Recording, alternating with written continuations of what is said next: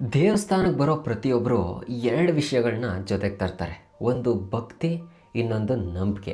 ಯಾಕಂದರೆ ದೇವಸ್ಥಾನ ಅಂದರೆ ಜನರು ದೇವ್ರನ್ನ ಮಾತ್ರ ನಂಬಲ್ಲ, ಅಲ್ಲಿ ಬರೋ ಪ್ರತಿ ಜನರನ್ನ ಕೂಡ ನಂಬ್ತಾರೆ. ಆದರೆ ಇದೇ ನಂಬಿಕೆ ಒಬ್ಬ ತಪ್ಪು ವ್ಯಕ್ತಿ ಕೈಗೆ ಸಿಕ್ಕಿದ್ರೆ, ಕರ್ನಾಟಕದ ಹಿಸ್ಟ್ರಿಯಲ್ಲಿ ಒಬ್ಬ ಆರ್ಡಿನರಿ ಮಹಿಳೆ ಇದೇ ನಂಬಿಕೆನ ಒಂದು ಡೆಡ್ಲಿ ವೆಪನ್ ಆಗಿ ಯೂಸ್ ಮಾಡಿದ್ಲು. ಪೊಲೀಸ್ಗೆ ಈ ಪ್ಯಾಟ್ರನ್ ಅರ್ಥ ಆಗೋಷ್ಟರಲ್ಲಿ ತುಂಬ ಜನದ ಜೀವಗಳೇ ಹಾರೋಗಿದ್ವು. ಆದರೆ ಇನ್ನೂ ದೊಡ್ಡ ಪ್ರಶ್ನೆ ಏನಂದರೆ, ಒಬ್ಬ ಆರ್ಡಿನರಿ ವುಮೆನ್ ಹೇಗೆ ವರ್ಷಗಳ ಕಾಲ ಯಾರಿಗೂ ಡೌಟ್ ಬರದೆ ಇದನ್ನೆಲ್ಲ ಮಾಡಿದ್ಲು ಅಂತ. ಮತ್ತು ಪಾಯ್ಸನ್ಗಿಂತ ಡೇಂಜರಸ್ ಆಗಿದ್ದ ಆಕೆ ಅಸಲಿ ವೆಪನ್ ಏನು ಗೊತ್ತಾ? ಇವತ್ತು ದ ಸೈನೈಡ್ ಮಲ್ಲಿಕಾ ಫೈಲ್ಸ್ನ ಡಿಕೋಡ್ ಮಾಡೋಣ. ಕತೆ ಕಾರ್ನರ್ಗೆ ಸ್ವಾಗತ.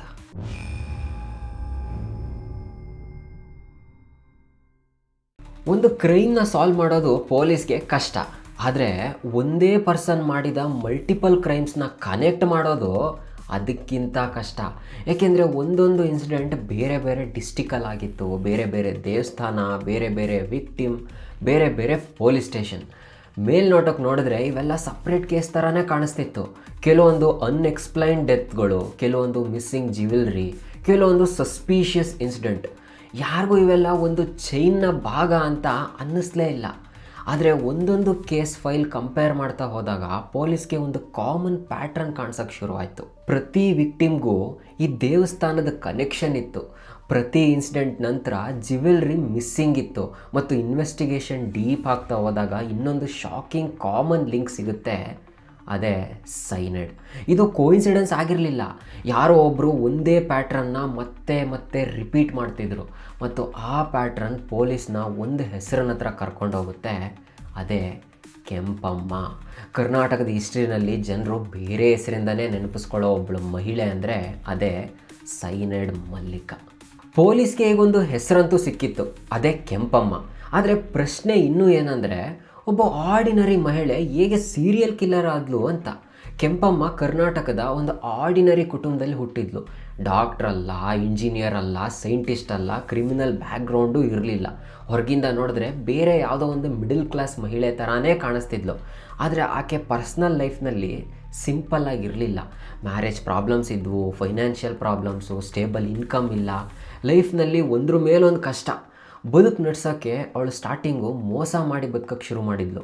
ಪೂಜೆ, ಪರಿಹಾರ, ಈ ಸ್ಪಿರಿಚುವಲ್ ಸೊಲ್ಯೂಷನ್ಸ್ಗಳು, ಇವುಗಳ ಹೆಸರಲ್ಲಿ ಜನರ ನಂಬಿಕೆನ ಬಿಲ್ಡ್ ಮಾಡಿದ್ಲು. ಇದೇನು ಮಾಡಿರಲ್ಲ, ಆದರೆ ಡೇಂಜರಸ್ ಸ್ಕಿಲ್ಗೆ ಇದೊಂದು ಬಿಗಿನಿಂಗ್, ಅಡಿಪಾಯ ಆಗಿತ್ತು.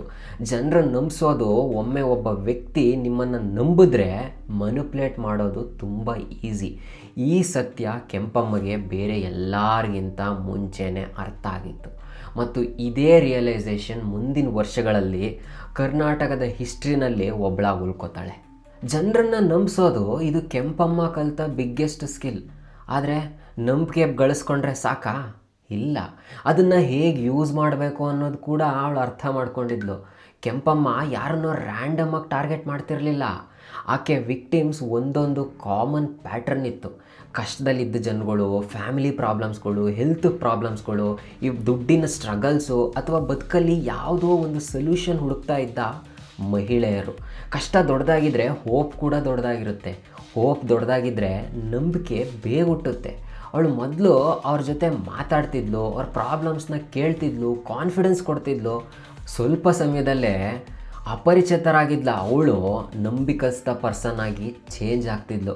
ನಂತರ ಒಂದು ಮಾತು, ನನಗೆ ಒಂದು ವಿಶೇಷ ಪೂಜೆ ಗೊತ್ತು, ಈ ಪೂಜೆ ಮಾಡಿದ್ರೆ ನಿಮ್ಮ ಕಷ್ಟ ಎಲ್ಲ ಕಡಿಮೆ ಆಗುತ್ತೆ ಅಂತ. ಕೆಲವ್ರಿಗೆ ಆ ಮಾತು ಒಂದು ಹೋಪ್ ಕೊಡ್ತಿತ್ತು, ಕೆಂಪಮ್ಮಗೆ ಇದು ಆಪರ್ಚುನಿಟಿ ಕೊಡ್ತಿತ್ತು.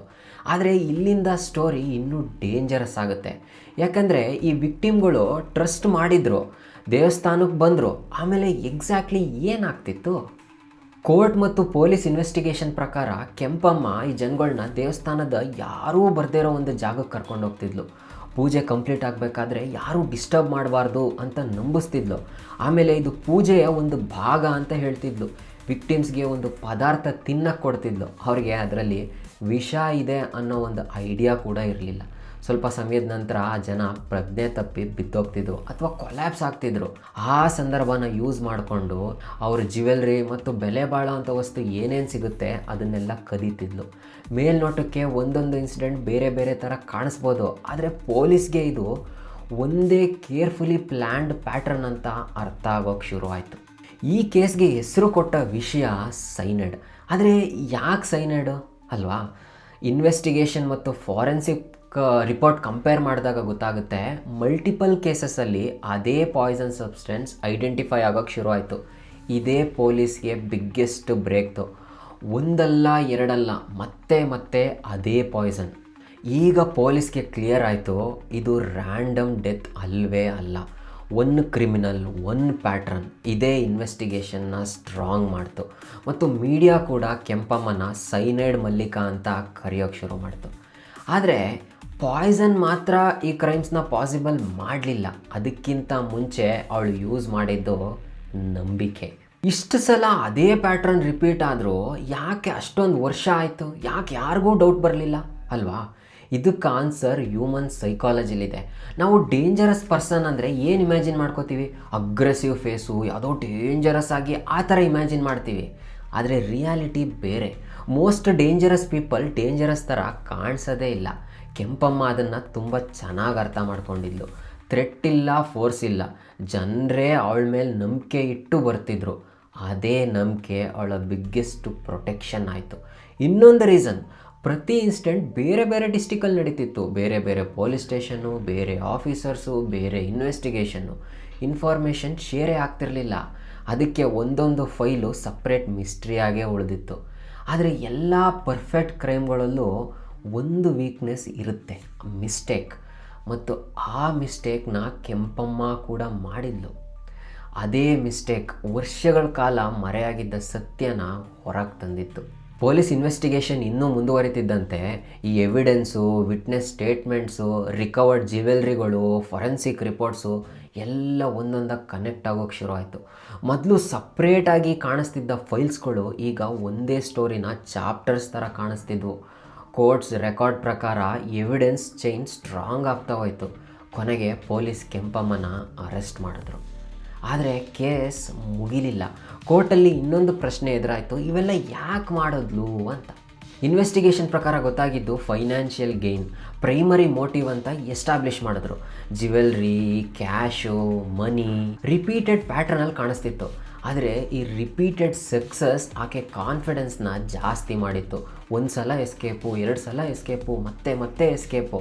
ಅದರಿಂದ ರಿಸ್ಕ್ ತಗೊಳ್ಳೋದು ಸುಲಭವಾಗ್ತಾ ಹೋಯಿತು. ಆದರೆ ಈ ಸ್ಟೋರಿಲಿ ಮೋಸ್ಟ್ ಇಂಪಾರ್ಟೆಂಟ್ ಕ್ಯಾರೆಕ್ಟರ್ ಕೆಂಪಮ್ಮ ಅಲ್ಲ, ಈ ಕಡೆ ಆ ಜನರು ಅಲ್ಲ, ನಂಬಿಕೆ.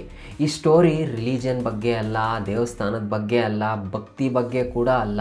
ಈ ಸ್ಟೋರಿ ಒಬ್ಬ ಕ್ರಿಮಿನಲ್ ಜನರ ಭಕ್ತಿ ಮತ್ತು ನಂಬಿಕೆನ ಹೇಗೆ ಎಕ್ಸ್ಪ್ಲಾಯ್ಟ್ ಮಾಡಿದ್ಲು ಅನ್ನೋದ್ರ ಬಗ್ಗೆ. ಈ ನಂಬಿಕೆ ಯಾರನ್ನೂ ಕೊಲ್ಲಲ್ಲ, ನಂಬಿಕೆನ ಹಾಳು ಮಾಡೋರು ಮನುಷ್ಯನ ಕೊಲ್ಬೋದು. ಮತ್ತು ಈ ಕೇಸ್ಗೆ ಹೆಸರು ಕೊಟ್ಟ ಪಾಯ್ಸನ್ ಸೈನೈಡ್. ಆದರೆ ಈ ಕೇಸ್ನ ಪಾಸಿಬಲ್ ಮಾಡಿದ ಪಾಯ್ಸನ್ ಕುರುಡು ನಂಬಿಕೆ. ಯಾಕಂದರೆ ಪಾಯ್ಸನ್ ಕೆಲಸ ಮಾಡೋದು ಅದನ್ನು ನಾವು ಕನ್ಸ್ಯೂಮ್ ಮಾಡಿದ್ಮೇಲೆ. ಆದರೆ ಈ ಕುರುಡು ನಂಬಿಕೆ ಅನ್ನೋದು ಕ್ವಶನ್ ಮಾಡೋದನ್ನು ನಿಲ್ಲಿಸಿದ ಕ್ಷಣದಿಂದ ಕೆಲಸ ಮಾಡೋಕ್ಕೆ ಶುರು ಮಾಡುತ್ತೆ. ಇದು ಸೈನೈಡ್ ಮಲ್ಲಿಕಾನ ಫೈಲ್ಸ್. ನಿಮಗೆ ಈ ಕತೆ ಇಷ್ಟ ಆಗಿದರೆ ಕತೆ ಕಾರ್ನರ್ ಚಾನಲ್ಗೆ ಸಬ್ಸ್ಕ್ರೈಬ್ ಮಾಡಿ, ನಿಮ್ಮ ಸ್ನೇಹಿತರಿಗೆ, ನಿಮ್ಮ ಕುಟುಂಬದವ್ರಿಗೆ ಎಲ್ಲರಿಗೂ ಶೇರ್ ಮಾಡಿ. ಮತ್ತೊಂದು ದಿನ ಮತ್ತೊಂದು ವಿಷಯದ ಜೊತೆಗೆ ಸಿಗ್ತೀನಿ. ಅಲ್ಲಿವರೆಗೂ ಕೀಪ್ ಕ್ವಶ್ನಿಂಗ್, ಕೀಪ್ ಲರ್ನಿಂಗ್. ನಮಸ್ಕಾರ.